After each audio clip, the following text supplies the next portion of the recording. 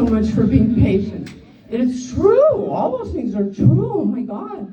I was standing back there and listening. I was like, oh my God, heavens, that's me. That sounds so good.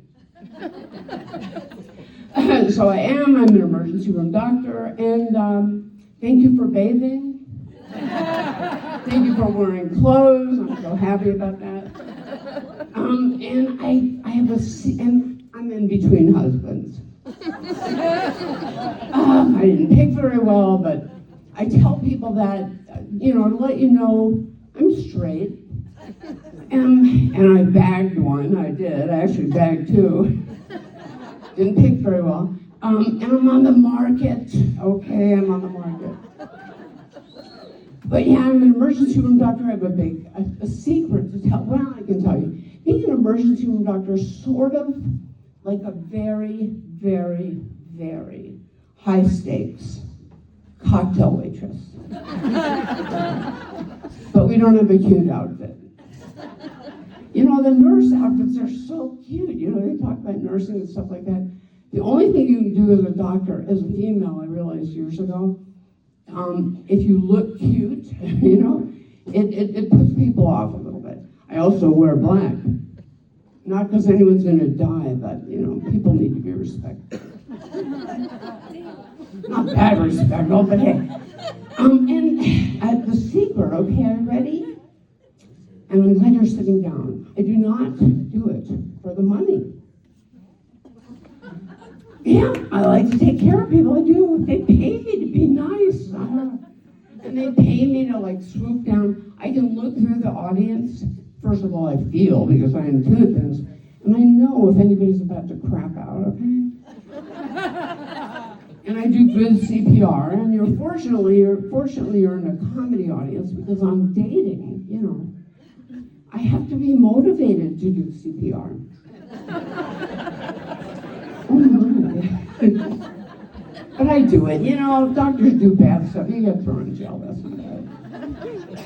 But so how I became a doctor is that when I was young, my mom said, you're going to have a husband in case your husband leaves you. Oh no, I said that wrong. Shit. Okay, forget what I just said. And I won't say the F word. My mom said, not quite in this deep voice, but I like it. You're going to have a job in case your husband leaves you. Now that's an... But I was 7.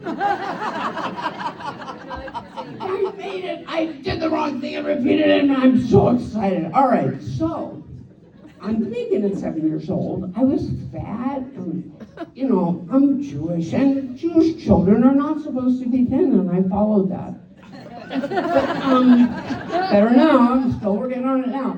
But I liked Coca-Cola and pizza, And when I wanted a job that didn't feel like work, you know what 7 or 8 year old wants to work? Unless you're really weird, and I am weird. But when I went to work with my dad, he was a doctor, he was an anesthesiologist. He smelled like ether all the time. Because it was a long time ago. And people were really nice to me, and they gave me ice cream and cookies, and my dad was this cool doctor, and he would go in the room. He wouldn't sit on the patient, he would sit on the bed and talk to him like he was a human. I love that, so I decided to be a doctor. But anyway, so the other thing, and it's fun, I like it. We do have a game we play in the emergency department. It's called Name That Chemical. And I gotta look down the hall, safety is important. And it's like, well, is it pot? They're all right. Is it meth? Is it cocaine? Are they just plain crazy? And the difference being a cocktail waitress as a doctor is that I do the ordering. You get this, you get that, and you are getting tied down. That's right. Because we got to keep everybody safe.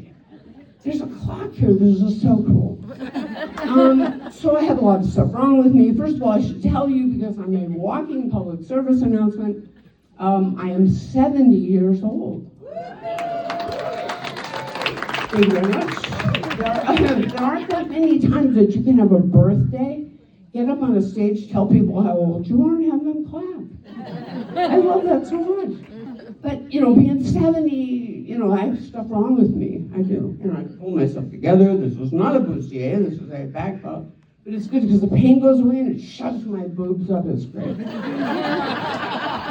I forget at work, I have this other top. I had to wear this top today. I thought it'd be good for this. This is lacy. But I've looked down and I was like, ooh, this other top I like, it's way too sexy all of a sudden, They're escaping. Oh no. You guys are so much fun. So, I watch how you respond to the other comedians. You're just, God. I live in Chicago, I grew up in LA, and I've worked in other parts of central and southern Illinois, one actually, and it was so scary, it's so different, and people here are just so nice. I mean, in the Walmart and the Target, people are polite and they say, excuse me. I don't even expect it. I'm from LA, people aren't great in LA. I like living in the Midwest. I love working here. Proctor and Pekin are wonderful hospitals. And not just because my dad's name is Carl either. But I needed an omen, I needed an omen. So I should tell you a little bit about, dating, they send me when I, go on the online stuff. They send me guys my age. Oh my. They once sent me a picture of a freshly dug grave, I swear. They had no faith, and my mother had no faith in me. That's terrible. And I have to have limits. How many chins they have. Ultimately, I have to be motivated to do CPR. And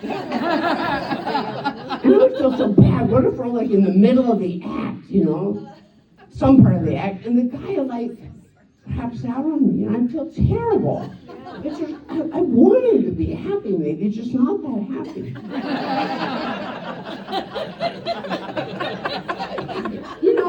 First give it up for Ray, everybody, and Edgar. And give it up for yourselves. There are not many, really. Please give it up for yourselves. Yay. A lot of people to make laugh, and I got to make you laugh. That's so cool. And, I have a little bit of wisdom for the people that are younger than me, and I have to use this, I have ADD, so I have to pick a word that I would remember. It's the end. And here it is. Are you ready? Funeral is not a sad event. No. It's an opportunity for me to pick up young men. Thanks, everybody.